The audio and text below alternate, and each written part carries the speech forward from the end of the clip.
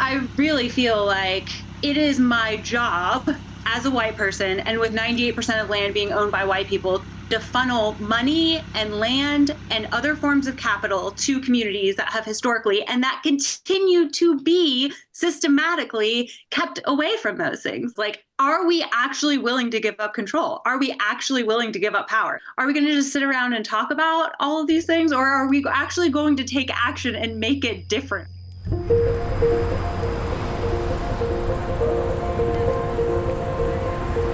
I grew up in a very urban area. No one I knew grew anything, and there was no ability to connect with land or food. And I remember being a very young adult and starting a garden for the first time as an act of rebellion against this food system. And when I started that garden, I was so moved by that connection and that intimacy with nature. And that really set the trajectory of my life and how I'm here now.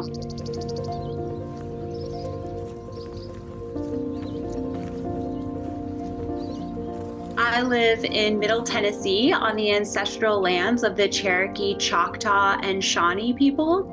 And I have never owned the land that I have farmed and stewarded, but my partner and I do pay a voluntary land tax to the indigenous people whose land this rightfully is. I am the co-executive director of the Farmers Land Trust, and our work really is to take the very best parts of both the Conservation Land Trust and the Community Land Trust to evolve beyond just conserving land and to address access, ownership, tenure, equity, and affordability. We do this by removing land from the private market and putting it into the ownership and control of local communities, and then giving farmers, stewards, and ranchers lifetime affordable, equitable access and tenure to that land. The fact that indigenous communities own less than 20% of the land in this world, but protect more than 80% of the biodiversity, I think it is clear that we need to be putting land back in the ownership and control of indigenous communities. We only work where we're invited in, and that is always based and built upon trust and relationships, and our model puts that ownership and control and power in that local community.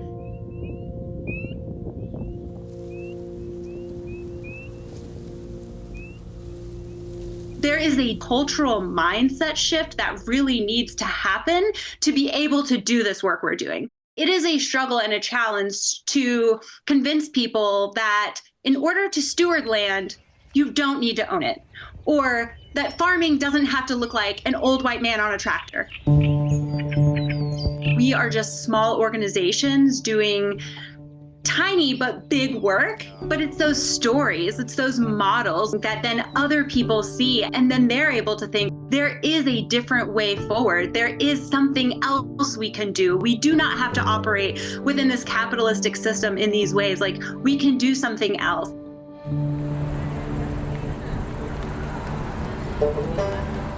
On a personal level, I'm a farmer, and there's so much talk about soil, and in a garden, soil is one thing, but the soil of the forest is so different.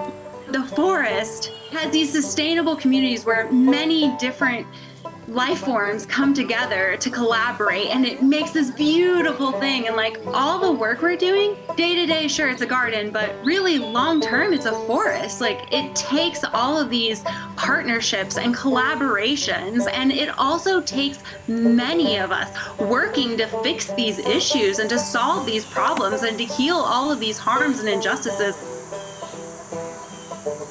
The beauty in seeing people who have not had land security then come into land security, who now get to have a business growing food that's meaningful to them, who now have all of these spiritual connections that come from tending plants and being able to have food security and food sovereignty, that really is inspiring and showing models of new ways forward.